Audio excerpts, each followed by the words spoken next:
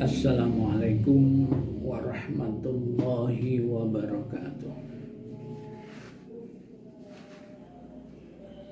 Bismillah, alhamdulillah, wal khairu wasyarru bimasyiatillah. Asyhadu an la ilaha illallah wahdahu la syarikalah. Wa asyhadu anna sayyidana Muhammadan abduhu wa rasuluhu la nabiyya ba'da.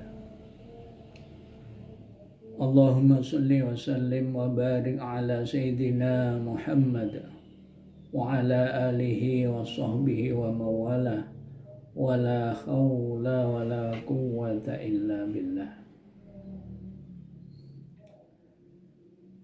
Hadratil kiram, para kiai, para alim ulama, sesepuh bini sepuh,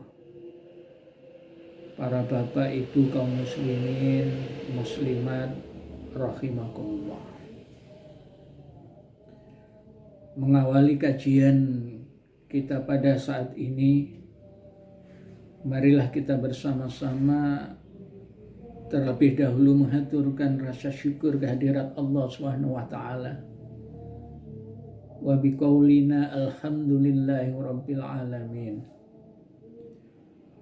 Karena Allah sudah memberikan berbagai macam kenikmatan kepada kita, terutama nikmat iman, Islam, umur, dan kesempatan, sehingga kita bersama-sama bisa hidup di bulan suci Ramadan yang mulia, serta bisa melaksanakan berbagai macam aktivitas ibadah di bulan ini. Mudah-mudahan semua amal ibadah yang sudah kita lakukan khususnya di bulan suci Ramadan diterima oleh Allah Subhanahu wa taala. Amin. Allahumma amin. Kedua kalinya, mudah-mudahan salawat dan salam tetap tercurahkan pada junjungan kita Nabi Muhammad sallallahu alaihi wasallam. Wa biqaulina Allahumma salli ala sayyidina Muhammad wa ala ali sayyidina Muhammad.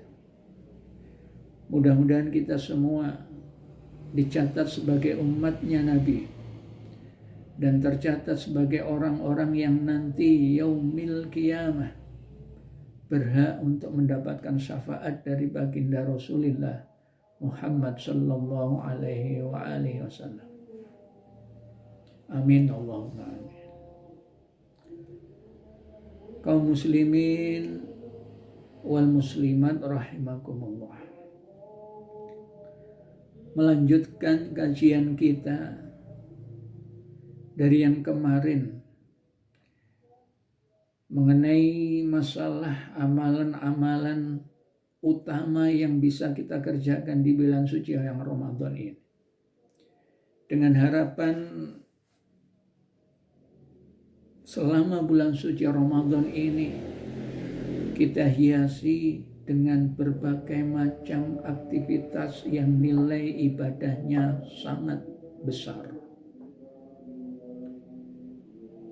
Kalau kajian sebelumnya sudah kita bahas tentang amalan wajib di bulan suci Ramadan, yaitu melaksanakan puasa selama 1 bulan penuh. Maka di kesempatan kajian kali ini, Al-Fakir ingin menyampaikan salah satu di antara amalan ibadah lain yang walaupun sifatnya sunnah tetapi mempunyai nilai pahala yang sangat tinggi, yaitu masalah ibadah sholat tarawih. Kaum muslimin yang dirahmati Allah, kita hidup di dunia ini di samping mempunyai kewajiban puasa di bulan suci Ramadan yang merupakan kewajiban kita dalam 1 tahun sekali, tapi ada kewajiban yang harus kita kerjakan di setiap hari, yaitu berupa kewajiban untuk menunaikan sholat 5 fardu. Dhuhur, asar, maghrib, isya, dan subuh. Ini adalah kewajiban sholat fardu. Ada sholat-sholat sunnah yang juga bagus, mempunyai pahala yang besar manakala kita kerjakan. Salah satunya adalah sholat yang hanya dilaksanakan khusus di malam-malam di bulan Ramadan, yaitu sholat tarawih.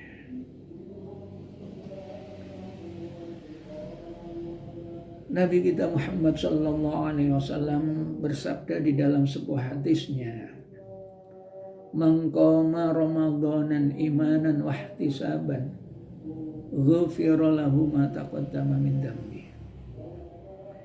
Barang siapa yang mau berdiri di malam setiap Ramadan.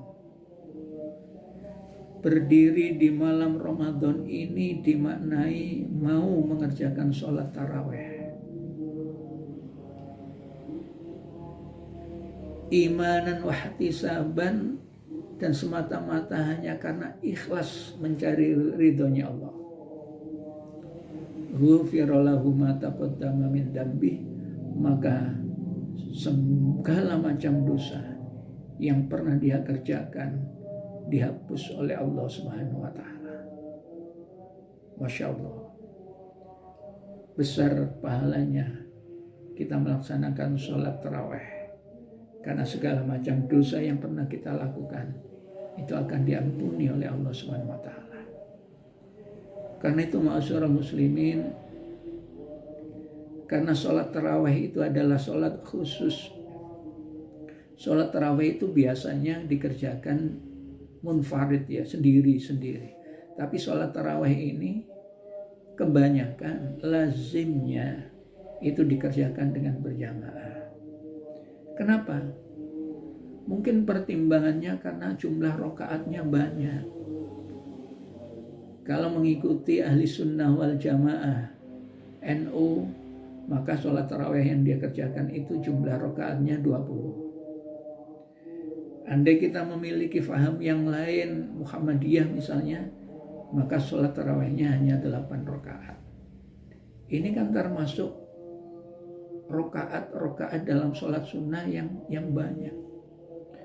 Maka andai kita kerjakan sendiri, munfarid, sendiri sholat sunnah tarawih, boleh, sah, diterima oleh Allah, wallahu a'lam. Tapi tidak teramat yakin kalau kita itu mau mengerjakan sholat tarawih itu sendiri dengan jumlah rokaat yang banyak. Lalu mengerjakan dengan berjamaah di masjid atau di musola terkadang pun itu tidak lengkap, tidak penuh 20 atau 8 rakaat. Masih banyak lubang-lubangnya. Ya, kenapa? Karena banyak pertimbangan, banyak alasan. Sing kesel lah, capek lah, ngantuk lah, dan sebagainya. Karena itu sholat tarawih ini disunnahkan, ya, dianjurkan untuk berjamaah agar apa? Agar lebih ringan. Sekali lagi tidak teramat yakin, ya, al-fakir itu mau mengerjakan sholat tarawih itu kalau sendiri, ya, sendiri. Maka dikerjakan dengan berjamaah, ya. Dan itu pun kadang-kala karena banyaknya rakaat, kadang-kala imam, ya, di setiap tarawih itu bacaannya itu cepat. Tidak ada masalah sholat itu dengan dengan cepat, nggak ada masalah. Yang penting rukun-rukun di dalam sholat itu semua terpenuhi, tidak ditinggal, ya, tidak tinggal. Karena kita banyak temui sholat tarawih itu ada yang cepat sekali, bahkan itu di mana itu, ya, yang terbaru itu, ya, sholat tarawih 20 rakaat itu dikerjakan hanya dalam waktu 6 menit kalau nggak salah, ya. Subhanallah, bagaimana itu, ya. 6 menit untuk 20 rakaat, bahkan mungkin dengan witirnya 3 rakaat itu udah 6 menit. Itu kan viral itu ya di media massa itu. Dan hal yang semacam itu tidak perlu dicontoh, karena seyakinnya banyak hal yang kurang, banyak hal yang nggak benar, banyak yang salah. Kita menghadap Allah itu di dalam sebuah sholat itu kan kita harus seperti Allah ada di depan kita, atau Allah mendampingi kita, Allah melihat kita. Ibaratnya kita menghadap pada Allah itu di sholat.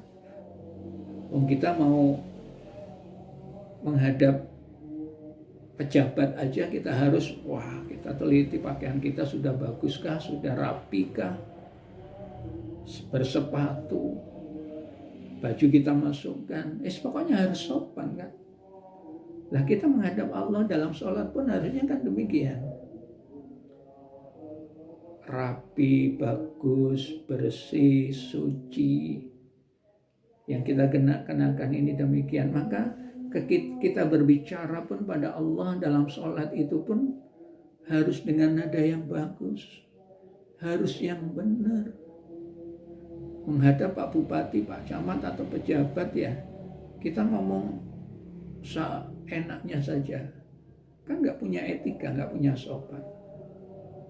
Ya, maka menghadap pada Allah pun harus demikian. Maka dalam bacaan sholat, ya, dalam bacaan sholat itu yang bagus, ya, jangan terlalu cepat, dan juga jangan terlalu lama.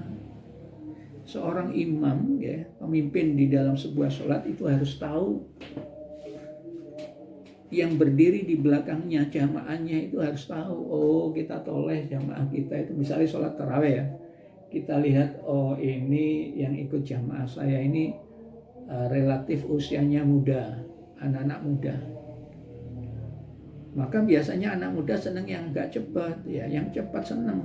Tapi sekali lagi, cepat boleh, tapi harus benar. Cepat tapi benar, gak meninggalkan rukun-rukun di dalam sholat.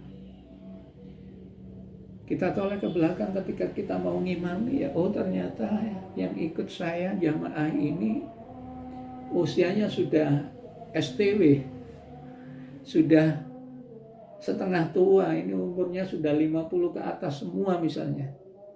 Maka kita jangan pakai yang cepat, kasihan mereka, kasihan. Ya, harus yang standar, jangan terlalu cepat, dan juga jangan terlalu lama. Sholat tarawih itu yang standar, ya, yang biasa-biasa aja lah, ya. Bacaan Fatihahnya benar, rukun-rukun dalam sholat tidak ditinggal, itu yang bagus, ya. Memang kadang-kala kan kita menemui ada di sebuah jamaah, di salah satu masjid, di salah satu tempat itu ya, sholat fardu itu imamnya kadang-kadang cepat, ya, cepat. Sekali lagi nggak apa-apa cepat. Kadang-kadang pertimbangannya kan begini, saya itu kalau sholat terlalu lama maka pikiran ini melayang kemana-mana, alias kurang khusyuknya. Lah untuk menjaga itu, kita jaga bacaan kita, gerakan di dalam sholat kita supaya tetap khusyuk, hanya ingat pada Allah, mencoba melupakan dunia. Maka kadang-kala pakai yang agak cepat. Supaya apa? Supaya tidak ada jeda terisi dengan angan-angan pikiran yang mikir dunia. Itu demikian pertimbangannya. Kalau ada mereka yang sholatnya itu agak cepat, kenapa? Saya kepingin sholat ini bagus, ya. Saya kalau sholat terlalu lama itu ada waktu-waktu tenggang, ya, dan itu kadang-kala pikiran kemana-mana, ya, boleh, ya. Udahlah yang pakai yang standar-standar aja lah, ya. Kalau tarawih juga demikian, ya. Kalau Anda jadi imam, lihat dulu jamaahnya, ini jamaah patas atau enggak, ya. Kalau tua-tua semua, ya pelan-pelan aja. Kalau ada yang tua, ada yang muda, ya standar-standar aja. Kalau rupanya mayoritas anak muda cepet aja, tapi sekali lagi cepet tidaknya tetap ya rukun-rukun di dalam sholat jangan sampai ditinggal.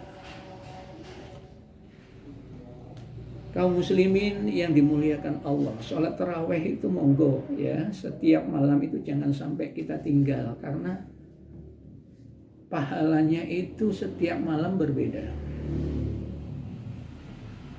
Andai contoh kalau yang tadi malam yang sudah mengerjakan sholat tarawih pada malam yang ke berapa, 10 ya, 10, itu Allah memberikan pahala kebaikan hidup di dunia sampai di akhirat. Itu yang tadi malam. Sedangkan yang ke-11 yang nanti malam ya, karena kajian ini pada hari yang ke-10 ya. Wa fil lailatil hadiyati asyarata, barang siapa yang mengerjakan sholat tarawih pada malam yang ke-11 nanti malam, yakhruju minad dunya kayaumi wulida min batni ummihi, seperti maka dia keluar dari dunia itu tanpa membawa dosa. Artinya semua dosa-dosanya itu dihapus oleh Allah, seperti halnya bayi yang baru terlahir dari rahim seorang ibu. Setiap bayi yang lahir itu suci, tidak punya dan tidak membawa dosa. Maka kalau kita mau mengerjakan sholat tarawih seperti yang nanti malam kita mau mengerjakan, maka kesimpulan daripada hadis Nabi itu, semua dosa-dosa yang pernah kita lakukan itu dihapus oleh Allah, diampuni oleh Allah, sebagaimana diibaratkan seperti bayi yang baru dilahirkan, yang tidak memiliki dosa apapun. Subhanallah, itu pahalanya. Ya, rakaat yang banyak butuh waktu, butuh tenaga, butuh energi, maka pahalanya setiap malam beda, dan setiap pahala dalam sholat tarawih itu nilainya besar. Ini konsekuensinya. Lek ibadahnya abot, ganjarannya ya abot. Lek ibadahnya berat, maka pahalanya ya besar. Logikanya kan gitu. Kalau kita kerjanya berat, ya tentu bayarannya ya besar. Kalau pekerjaannya remeh-remeh, ada sedikit, ya bayarannya kecil. Wis itu logikanya gitu. Jadi masyarakat muslimin ya, mari di bulan Ramadan 1 bulan ini jangan sampai kita tinggalkan sholat tarawih semalam saja, jangan. Kita berusaha, mudah-mudahan Allah berikan kekuatan, kesehatan pada kita, sehingga setiap malam kita selalu bisa mengerjakan sholat tarawih ini dengan istiqomah, dengan benar, ya rukunnya dengan benar, maka insya Allah kita akan mendapatkan pahala sebagaimana janji Allah, ya, melalui baginda Rasul di dalam hadisnya yang saya terangkan tadi. Mudah-mudahan Allah memberikan kesehatan pada diri kita, ya, sehingga kita bisa memaksimalkan ibadah di bulan suci Ramadan, terutama amalan sunnah berupa sholat tarawih. Demikian kajian kali ini, mudah-mudahan ada manfaatnya. Kurang lebihnya mohon maaf. Saya akhiri, wallahul muwafiq ila aqwamit thoriq. Wassalamualaikum warahmatullahi wabarakatuh.